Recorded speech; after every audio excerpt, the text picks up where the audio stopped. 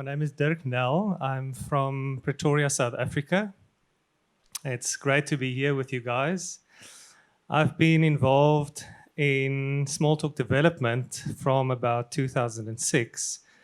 And since then, I've wanted to attend one of these conferences. So this is my first time. It's a bit long, right? I think 13 years. Thank you. And so I thought that while I am here, I don't know when I'll be here again. Let's just put something on to present on. And I was sure it was going to be rejected, and then it wasn't. So now I'm here. Just a few fun facts about me. I wanted to be a pop star when I was younger. So, and the reason why I mentioned that is that up to now, it felt like the talks, except for the previous two talks, felt a bit like classical music. So this is more a pop song, you know, simple. You'll be able to follow it. You'll be able to know exactly what I did. Classical music is good. It's beautiful. I've listened to lectures about it, but this is not one of them. This is a pop song.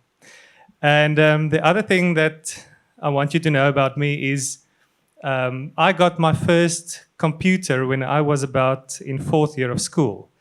It was a ZX Spectrum. I don't know. Yeah.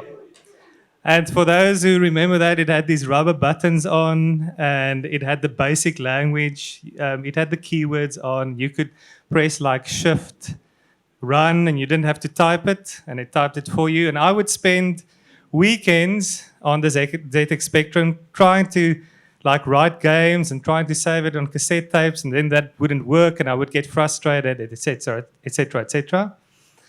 Eventually, I moved on to an XT, and then I went to high school. And in high school, I had to go to a school that was not in the same city as my parents, so I had to stay in the residence.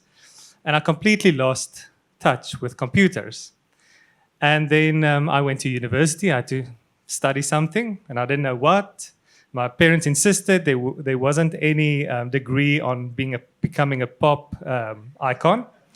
So I thought, okay, I would study computer science because maybe I could rekindle the flame that I had in my youth, right?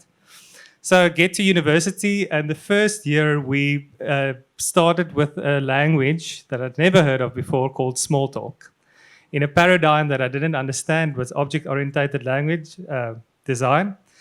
And all I could think of while I was in, especially in that first 3 months, is how could these guys code without a go-to statement? That's all I could think of. Well, that was before I got to know that exceptions are actually a bit like go-to statements, aren't they? Anyway, that's a different topic. So on to adding transaction handling to unit test. I just want to tell you a bit about the company that I work for. We use VisualWorks and GemStone. It's a desktop application, and it's been around since about 1992. It was supposed to be a prototype, and then it went live before it was supposed to go live, and no other system could ever catch up to it. They've tried to replace it quite a few times. So it works pretty well. Up to 2012, we developed in feature branches. So we would go in like once every 3 months, once every 6 months. We would use the software development lifecycle, the waterfall model. And you can imagine when we had to do that merge took about 2 or 3 days, people shouting at each other because they merged out code, etc., etc. Our deployment was mostly a manual process, and the important thing for today is we had no unit tests. But luckily, we had a sister system that had been spawned from the system where we had a pretty visionary guy on that system, and he built what we called a small DB, a database that every developer could run on their machine with some basic test data. And they started writing some unit tests. And just before I went on a sabbatical, I think in 2010 or 2011, to pursue my illustrious pop music career that never took off, I started with building a small DB for this system, which they then took, and someone completed it. We moved to trunk-based development. 90% of our deployment is now automated. Our last method count was about 55,000 methods. I'm sure it's about by 60,000 methods now. And at the moment in our system, we have about 8,000 unit tests, which I was very interested to hear that other talk where they had 100,000 and they could run it in 10 minutes. Ours take about 5 minutes. So I'll definitely be connecting with that person. Yeah, so that's where we are at the moment. And when they started, so in terms of the talk today, when they started writing unit tests for the system that we call MAS, they had to make a decision in terms of transaction handling, because as they would run the method, as they would run the tests, and because it was a legacy system that had been there for 20 years without any tests, some of the data would be committed to the database, right? So you get to test 50, it commits something to the database, it writes a contract, it writes a unit trust. Oh, we work on a client liability system. And all of a sudden, your next test has one more contract that it didn't think that it would have, and the tests start failing from that point forward. So what they decided to do is they completely disabled transaction handling in our tests. And what they did is, in GemStone, you have your system begin, system commit, and system abort transaction. And they moved that to the object class, and basically relayed all those calls. We changed all our calls to object begin, object commit, object abort transaction, which if we weren't in a test environment, we would do the actual system begin, system commit. And if we were in a test environment, we would just do nothing. Because in most cases it worked. You assumed that whatever you did would be committed to the database and there would be no exceptions, there would be no commit failures, etc. So that worked fine. But a piece of code like this, we could now never test in our, well, that's not code. But anyway, a piece of code representing that, we could never test in our unit tests. So just want to explain what you see there. The top section that has the dotted or striped line box is what we could test. So there's 10 messages that come into received messages. They are processed in a batch. The batch is the size of 10, for instance. And at the end of that process, your processed messages would have 10 messages in, because as the messages are processed, they are moved from received to the processed collection. But in the section below, something happened. That red dot there is an exception. So how our system works is as soon as an exception is triggered, or is thrown at least, our system aborts the whole process, moves back all the messages that were currently in the processed messages back to the received message, starts a new transaction, takes the last or the message that failed and commits it to the failed message collection. And that would be the state of the system now at the end of that exception that was being thrown while we were working through that batch. But in our unit tests, this is what we would see. Because we didn't have any transaction handling, the processed messages would contain 7. The received messages would have the 2 left because it failed on the 8th message, and the fail message collection would have 1 in. So this was okay for us until a decision was made to start using microservices a lot in connection with our main GemStone system. So up to about 2012, our GemStone system didn't want to speak to any other system. It was a self-contained unit, and sometimes we would give you a report or we'd email you, whatever, but it worked as a self-contained unit. But then microservices became all the rage. And today, our system talks to about 24 up to 30 systems via mostly things like MQ. Now, you can imagine if you start using MQ and you start committing stuff in batches and that commits failed or there's an exception and your exception handling isn't working as you thought it was working and you can't trace it, and it's people that's not getting their commission, or unit trusts that aren't being bought, or money markets that aren't being traded, people get quite upset. So more and more we realize that we can do with some transaction handling in our unit tests. So, and that's what basically what this talk is then all about and how I did it. So with version 3 of GemStone, they introduced nested transactions into GemStone, which wasn't there before. And the idea came to mind that we could use these nested transactions to enable transaction handling in our unit tests. And just a quick example or explanation of a nested transaction. There's 4 scenarios that you see on the screen. The first scenario, the outer block, the light green is your outer transaction and the dark green is your inner transaction. The 1 represents your transaction level 1, which is your outer transaction. The 2 represents your transaction level 2, which is your inner transaction. BT stands for begin transaction, BNT stands for begin nested transaction, and CT for commit transaction. So you would start your first transaction with begin transaction. You would commit Koos, which is a typical South African name, by the way. Then you would start your nested transaction. You would commit Sunny. You would commit Sunny. You would commit Pit. And your database would have Koos, Sunny, and Pit in the database. Second scenario, you commit Koos and Pit in your outer transaction, but your inner transaction, Sunny, you abort. So the state of your database is only Koos and Pit. Then third example, you commit one of your inner transactions or your nested transactions, and one you abort. So you still commit the outer one. So Koos, Sunny, and Pit is in the database.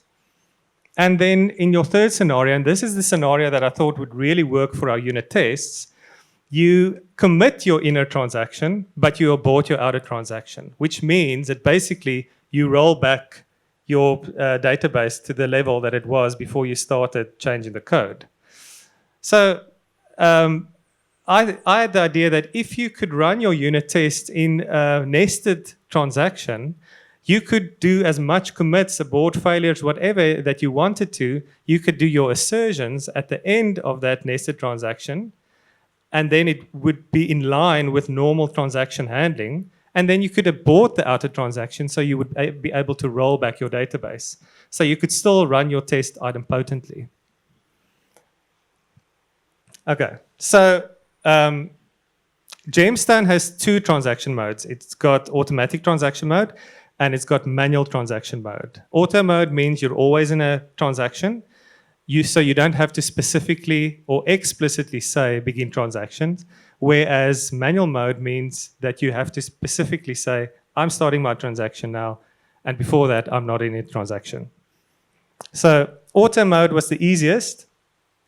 So I'm not going to show you any code. I understand better with pictures. I hope you do as well. So the green is your transaction level 2. That's your nested transaction. And the important thing is you always want to remain in a nested transaction.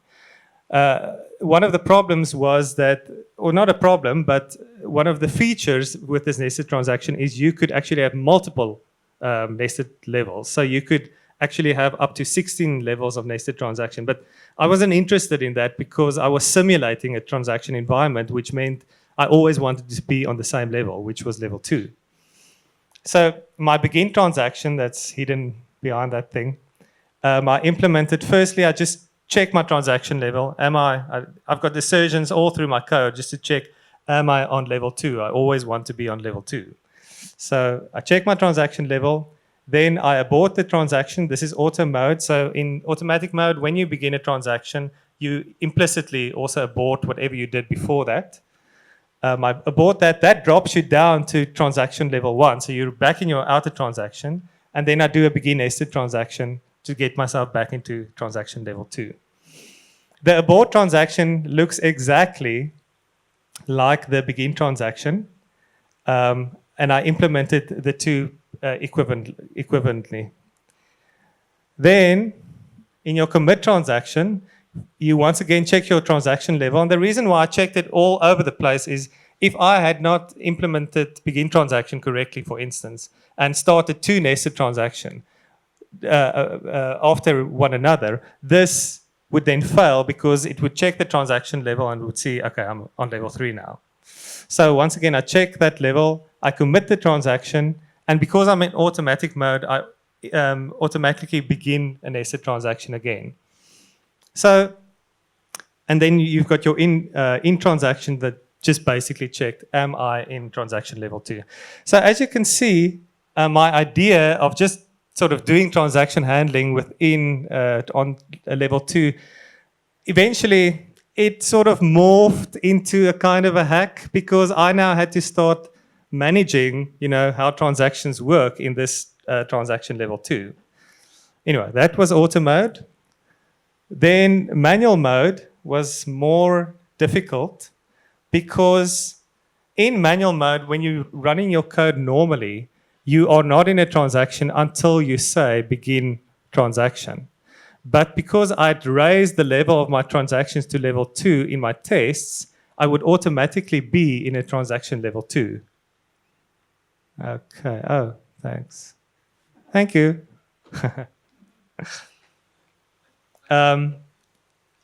So manual mode was more difficult. So I had to sort of keep track, where did the code actually think it was in a transaction? And that I did with a session variable. GemStone also has these session terms that I completely abused in the solution, which are basically temporary variables outside of transactions.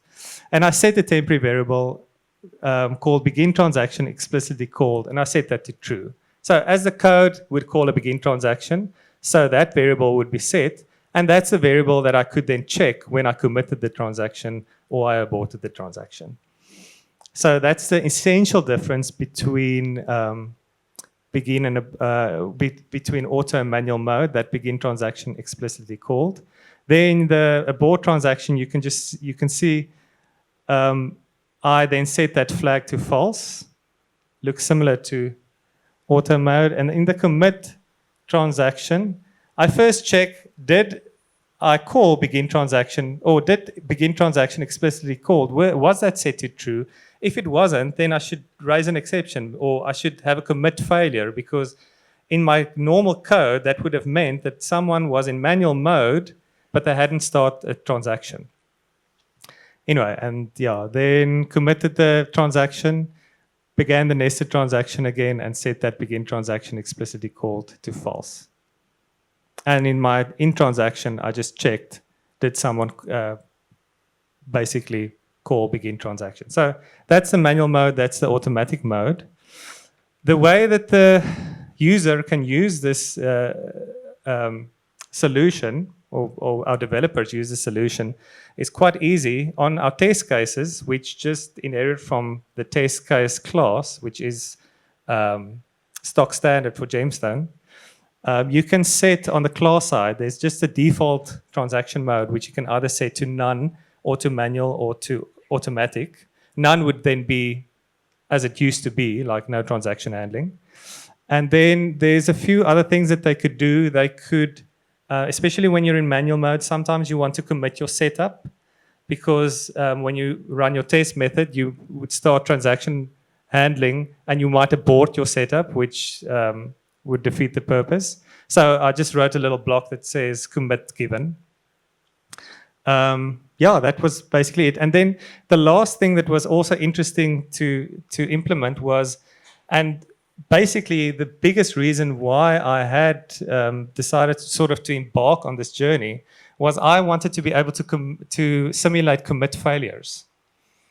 And so what I wanted to be able to do was, I wanted to say, okay, I want this commit in this method to fail, but I don't want it to fail immediately. I might want it to fail after 2 attempts.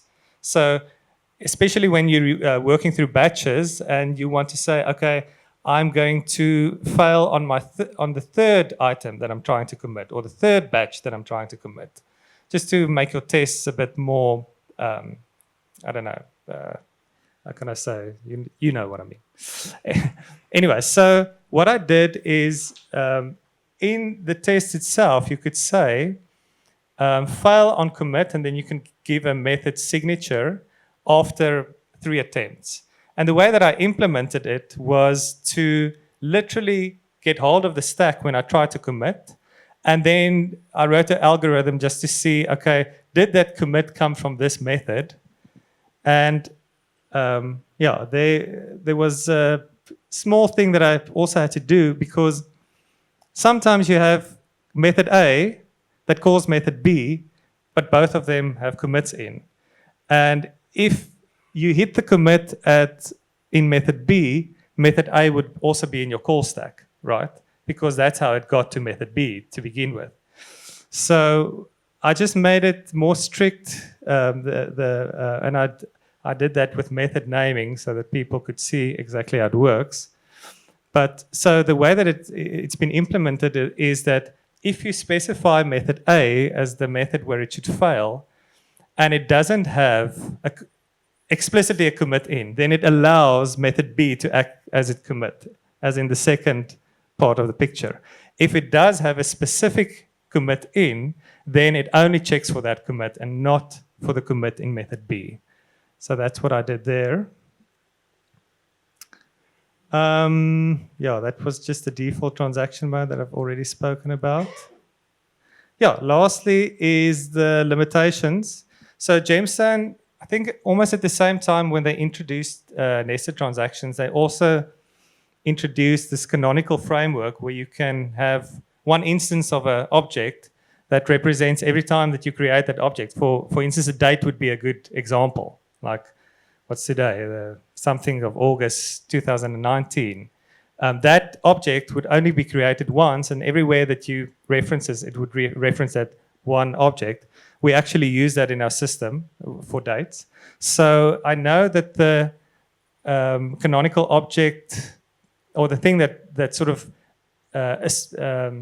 tries to make something a canonical object, also is in the commit transaction code. That's not part of our test setup. I ignored that, so it's not working for that.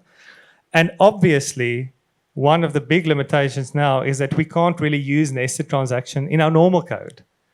So you can't have normal code that starts doing begin nested transaction, because that would take your test into a third level. So that's basically the limitations, and that's my talk.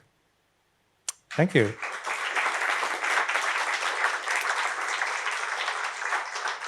Any questions? So when you did the first slide, you talked about the last step being an abort of the broader transaction so that you're back to like a clean state. How do you record the results of your unit tests then? That's interesting. We basically we run our unit tests from the VisualWorks side. And those results are recorded in the test runner on the VisualWorks side. So there's a mechanism that's quite complicated to explain that does that, but it does record it. Thank you very much.